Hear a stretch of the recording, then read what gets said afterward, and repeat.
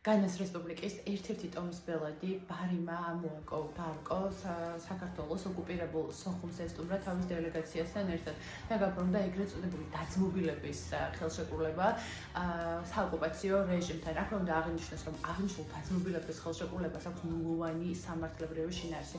ის არის ეკონომიკური ხასიათის და ეს ყველაფერი შეგვიძლია ჩავშალოთ დეტალურად. უბრალოდ პირველ რიგში უნდა ვახსენოთ, რომ აღნიშნულ შეთანხმებას აქვს ნულოვანი სამართლებრივი ძალა და ამას რამდენიმე მიზეზი აქვს.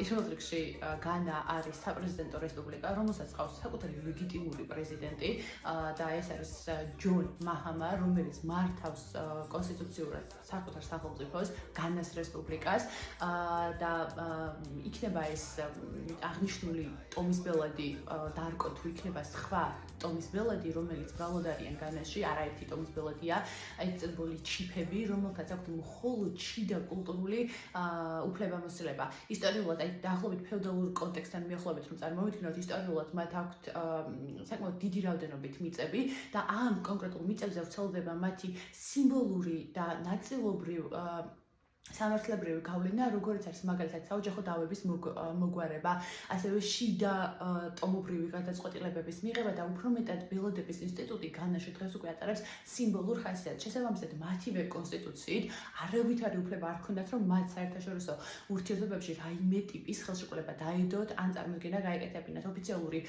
განა, ანუ ოფიციალური აკრა მხარს უჭერს საქართველოს ტერიტორიულ მთლიანობას და სუვერენიტეტს. შესაბამისად, პირველ რიგში ამის გამო არ აქვს აღნიშნულ შეთანხმებას არავითარი პოლიტიკური და სამართლებრივი ძალა. ის იყო უბრალოდ მცდელობა და კონკრეტული ტომის ბელადის დარკოს გადაწყვეტილება. ბარიმა ამოაკო დარკოს გადაწყვეტილება.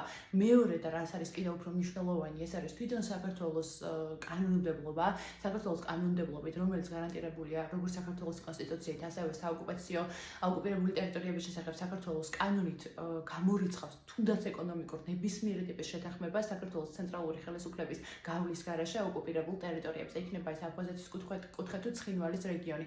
და მესამე ასევე თანაბრად მნიშვნელოვანი, ეს არის საერთაშორისო სამართალი და საერთაშორისო სასამართლოების გადაწყვეტილება, რომელიც ზღუდავს საოკუპაციო რეჟიმთან გარეშე ძალების მიერ ფორმირებულ ნებისმიერი ტიპის გადაწყვეტილებას და ეს არის კიდევ ერთხელ მცდელობა იმის, რომ საერთაშორისო ხელშეკრულებების და საერთაშორისო სასამართლოების დადგენილების გვერდისავლის მცდელობით რუსეთის ფედერაციის ხელშეწყობით, იმიტომ რომ ფაქტია, რომ კვეთა მოხდა თავად რუსეთის ფედერაციიდან, მცდელობა კიდევ ერთი იმის, რომ რეპრეზენტაცია მოახდინოს იმის, რომ ის უგულებელ ყოფს ქართულ მხარეს და ქართული მხარის ინტერესებს. თუმცა ამ ყველაფერს აქვს სიმბოლური ხასიათი. არა ჩვენ არ ვიცით, ეს არის პროვოკაციული ხასიათი, იმიტომ რომ საკმაოდ გააქტიურებულია საოკუპაციო რეჟიმის ეგრეთ წოდებული იქნება ეს ეგრეთ წოდებული მერი, იქნება ეს ეგრეთ წოდებული საგარეო საქმეთა მინისტრი.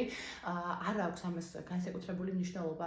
უბრალოდ აი ამ ჩვენ ვალდებული ვაქვს თითოეულ კონკრეტულ მოვლენას დავაკვირდეთ და ჩვენი შეფასებები გამოვიტანოთ. ანუ რომ შევაჯამოთ ორი სიტყვით, აღნიშნული ტომის ბელადის ვიზიტი ოკუპირებულ სოხუმში სხვადასხვა სიმბოლურად ცდილობდნენ ამის დამტყვევას.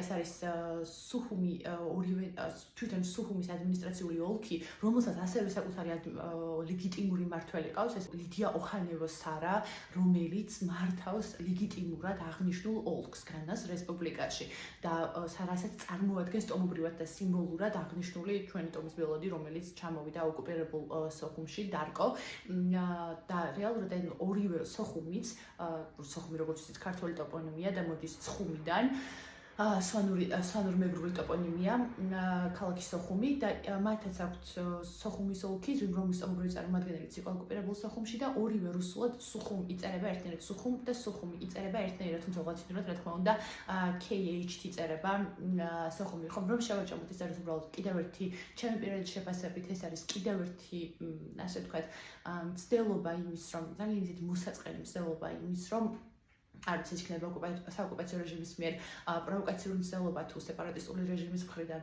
წამოსული უბრალოდ საფუძვლის მონიშნა, მაგრამ აღნიშნულ შეთანხმებას აქვს ნულოვანი სამართლებრივი საფრთხე.